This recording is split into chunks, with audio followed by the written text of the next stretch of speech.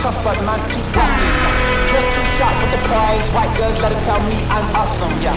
Hot like fire on the pan. If you wanna touch man, please use caution. Caution, caution, caution, caution, caution, caution, caution, caution, caution, caution, caution, caution, caution, caution, caution,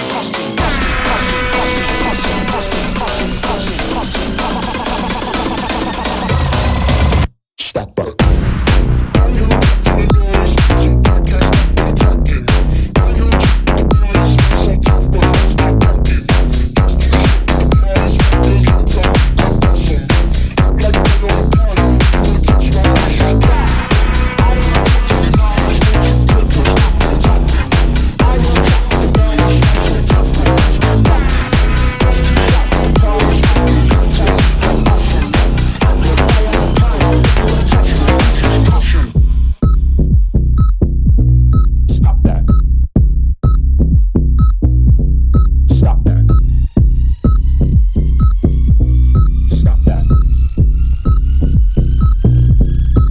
that.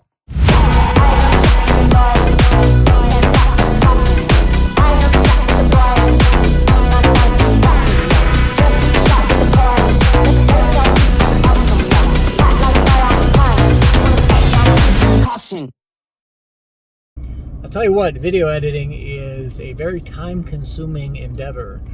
Some of those videos out there that have really good content, excellent shots and sound and all that stuff, you wouldn't believe how much time goes into making those. So if my videos come across a little low budget, it's still a lot of time I'm putting into it. I just don't have that much time to do the videos. Anyway, I had to get into a little bit of a topic today because before bed last night, so I had to get to bed early. We got up at 5:30 in the morning to go flying. Takes me about an hour to get there. Anyway, so I was in bed by 10 o'clock last night, and just before bed, I watched this video where they had a bunch of high school students that came from one of the schools where there was a shooting. And they were in this big convention hall and with all these people there and a law enforcement officer and a representative of the NRA. And these students were basically asking questions to this representative saying, hey, we don't believe these guns should be accessible to kids or 18-year-olds or whatever the case is. I'll actually link you to that video in the description so you know what I'm talking about. So anyway, it was a very frustrating thing to watch because, first of all, the lady who was representing the NRA was very well spoken. She had very good answers to their questions, but you've got this huge crowd that is just agitated. Like any little thing that's said, it just flares them up. So it wasn't like an open discussion where people go to this to learn and grow and, you know, become just more knowledgeable about the topic of guns and ownership. So anyway, one of the questions was, what is the NRA doing, or basically kind of what's her opinion on an 18-year-old being able to obtain a weapon like this? And she says, I just want to let you know that, you know, I'm very sorry for what happened at your school, and I'm very impressed that you guys take the time to come here and speak and ask questions. And she says, I'm here to fight for your rights too. And the crowd doesn't understand what she's saying. What she's saying is that what she's doing is she's fighting for the rights, the Second Amendment rights of gun ownership for everybody. But her argument is that the system is failing those who have some type of mental disability, or everything's not going straight up in the head, okay? So maybe they've gone to see a psychologist and they've been diagnosed with something. Maybe they have depression, maybe... Anyway, apparently a number of these shooters have kind of slipped through the cracks because when they went and saw someone, it was reported that this is an individual that should not have a weapon, but there's no national agency that information can be shared with, so that person can avoid or can not be allowed to purchase a firearm. Okay? So she's making this argument to the fact that, hey, we can't control who gets a gun unless we have a better system in place. So if somebody is mentally ill, they should not be able to obtain a firearm until they are cleared from some type of a psychologist that says, hey, they are stable, it's okay for them to own a gun. All right? That makes total sense to me. I get that. That is a rational opinion. This crowd doesn't like it. This crowd has this idea that we just need to take guns away from everybody and then we wouldn't have any shootings. Not only is that against the Second Amendment, and that would hurt us as a society, we are unable to protect ourselves from outside and inside threats, right? The reason America was founded the way it was is that we are free people. And what comes with freedom is you need the freedom to protect yourself and protect that freedom.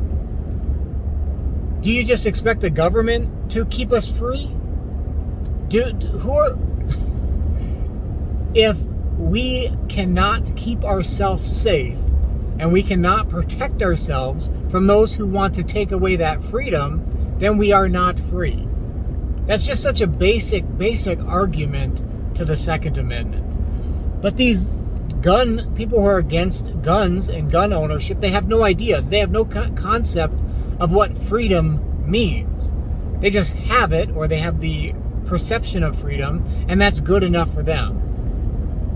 But then what happens when that freedom's taken away? They have nothing to defend that from. And, maybe they're the sheep that would just follow along with the socialist mentality. I don't know. But anyway, just a very frustrating thing to listen to, the way people were responding. And then they had a sheriff there, and he was just there to push the crowd. He just wanted the applause from people. Yes, I understand we need to get guns out of the hands of people who shouldn't have them. There are millions of criminals out there with guns, true criminals who will use those guns to further their pocketbook, to further their drug career. These are true criminals. There are shootings all the time from these criminals, but we want to focus, the media wants to focus on, well, some 18-year-old grabbed a gun and he went into a school and had a shooting spree.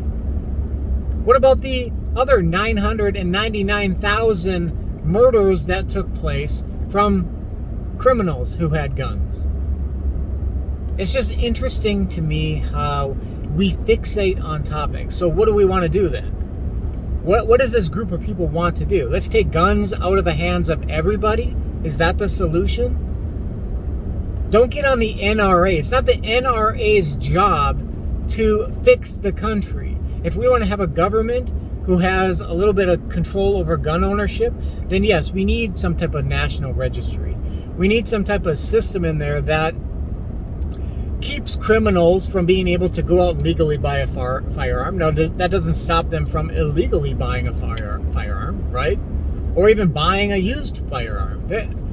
There's no real way to control this unless we take it away. And if there's advocates out there for that, these people should leave this country of freedom because they are losing that freedom. They have no freedom anymore. Now, there was a time in my life, now when I was a cop, of course, I carried a gun.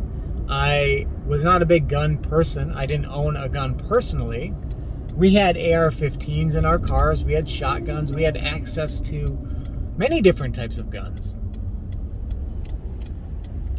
Even at that time, I did not believe, even though I wasn't into guns myself, I never believed we should take guns out of the equation because I wanted the option to have a firearm to protect myself and my loved ones if I needed to. Do you think you can rely on the police? You know what the ratio of police to citizens is? And depending on where you live, even if you're in a city or even in a rural area, the time it takes for law enforcement to get to you, I get so tired of these entitled, whiny people out there who don't have to protect themselves because they're not in a situation. or they've never been in a situation where they needed a gun. I'm sorry, it surprises me that women would fight to take guns off the street. Because let me tell you something. You can take guns legally, take guns away from legal owners of weapons. The good people out there who have a gun, who've gone through the background check, who keep their guns locked up and safe, yes, the government can come up with a law that would come in and take those guns from those people. Yeah, and they can come up with a law that says nobody can own a firearm. Who is then going to own the firearm? The law-abiding citizen or the criminal? The criminal, you will never take guns off the streets. All right? You won't. Just like our whole objective on the war against drugs. Did we solve that or fight that war and win? No. The war on drugs is unwinnable. You cannot win something like that when there is such a huge market of crime and money to be made from that. So yes, you can have laws in place that minimize. What that does is it takes drugs away from law-abiding citizens. I can't go down to the store and buy cocaine, right? I'm a law-abiding citizen. I'm not going to go find some cartel or some pusher on the street and find cocaine and take the risk of buying it and getting arrested. So yes, you have now controlled drugs from the law-abiding citizen. You have not controlled it from the criminal side of things. That's the exact same thing that would happen with guns. We need to have some common sense here. And I really don't know where common sense has gone when it comes to understanding law. It's not just what law does, it's what society does with that law. Okay? A simple point here is, I live in Tennessee right now, and you will have a you'll have a double yellow line on the road. Okay? So I'm riding my bicycle on the side of this road that's got, the two lanes are divided by double solid lines, which means what? It's a no passing zone, right? Some drivers are so, I don't want to say stupid because that's a mean word, are so clueless that I'm on the far right side of the road and they will not pass me, taking one tire over that center line to go around me, because in their mind, double yellow, I can't cross that. It doesn't matter. There's a bike there. There's no cars coming. I can't cross a double yellow. This is the world we live in, where people cannot make common sense decisions for themselves, and they can't see the big picture. And if we want to talk about gun ownership and we want to talk about taking guns away from law-abiding citizens, I promise you this, crime, it's going to shoot up. Because guess what? If criminals know that law-abiding citizens are not armed, are no longer a threat to them, they're going to take more risks. They're going to come into communities that they may have feared in the past. Okay, one of the awesome things about Tennessee, you would be pretty foolish to try to burglarize a home in Tennessee. You're probably going to get a shotgun pointed at you and hopefully a slug shot up your ass, right? You would be a fool to try to do that here, because why? People own guns, and people own a lot of guns, and they're not afraid to use them. What happens if we took that away? What do you think would happen if we took guns away from law-abiding citizens? Would a criminal say, well, it's against the law to own guns, I should probably turn in my guns? No, they're going to say, hey, now I have guns, and they don't. Remember what our rights are. This country is not run by the U.S. government. It is not run by local government. This country exists because of individuals, individual rights. Now, we have to have laws in place to kind of keep some order, but those laws should never infringe on your right to protect yourself from foreign and domestic threats. Never. Obviously, I'm a little bit heated on this. Watching that, it was difficult to fall asleep because my mind is running through all of these things. This is the world we live in. And I can't even categorize these people. I'm not going to say they're all liberals, but they are all ignorant. I will say that. And you're the one person at this place, this NRA representative, who actually has a brain and can put true sentences together and allows other people to speak before she shares her thoughts. It's not reciprocated, so you can just tell the environment that she's in, and you feel bad for this person. And it doesn't matter how strong of a statement she makes, you can't convince these people. They're not there to learn something. They're there to push their opinion, share it with the world, get angry, get upset. Guns, guns, guns. That's what's killing people. Recently, there was an attack on the Capitol where someone drove a car. I think they hit a couple of the soldiers or whatever. You can use a car and kill people way easier than you can with a gun. A gun requires a little bit of skill, okay?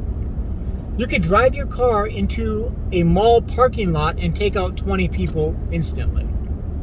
If you want to harm people, you will find a way. You do not need a gun for that. Take guns out of the equation, they're going to find another option. Maybe they're going to figure out how to make a bomb. Maybe they're going to use their motor vehicle. Maybe they're going to sabotage somebody's vehicle. I don't know.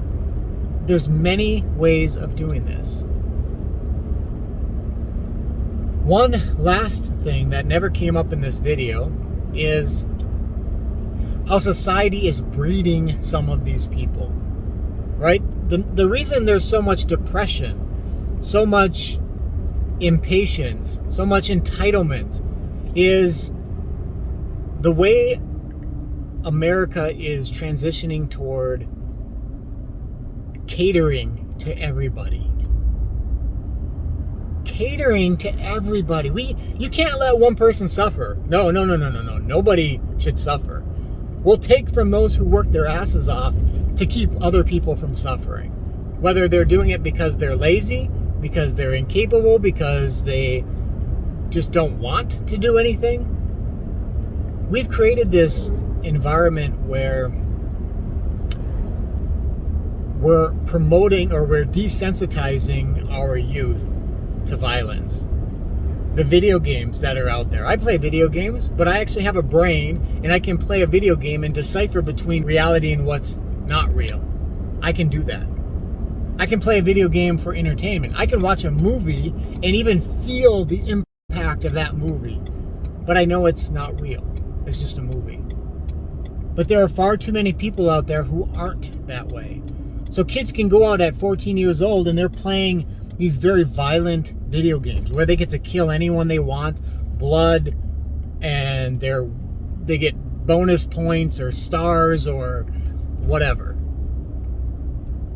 They watch movies that desensitize them to violence. I could not go out and harm another person. I don't understand how sexual assault, even how somebody can do that to another person for their own pleasure. I could never go out and shoot somebody just to shoot him because I'm angry. Do I think there are people out there who deserve it?